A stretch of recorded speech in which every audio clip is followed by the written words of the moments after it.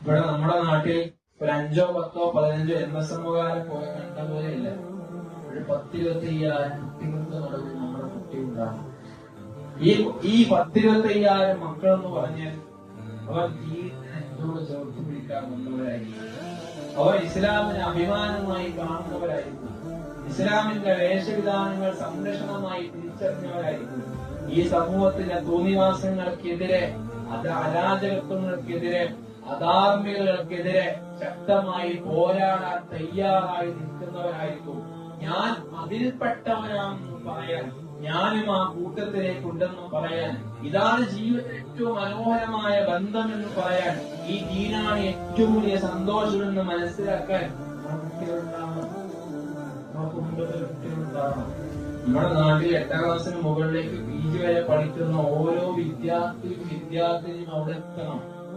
MSMകാർക്ക് ഒരു പക്ഷേ ആ വിദ്യാർത്ഥി രജിസ്റ്റർ ചെയ്യിപ്പിക്കാനേ കഴിയൂ. വാഹന സൗകര്യങ്ങൾ, സമ്പത്തുകൾ, NGMകാരും ISMകാരും KNMകാരും കൂടി നിന്ന് ആലോചിക്കണം. ബസ്സുകൾ ബുക്ക് ചെയ്യണം. അതിലേക്ക് വേണ്ട സജ്ജീകരണങ്ങൾ നടത്തണം.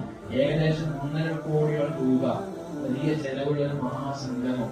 അവിടെ വലിയ ഒരു സാലുവേഷനോട് തുല്യമാകുന്ന പുതിയ കാലത്തെ എല്ലാ സാധ്യതകളെയും ഉപയോഗപ്പെടുത്തിയുള്ള ഒരു മഹാ എക്സിബിഷൻ നടക്കാൻ പോവുകയാണ്.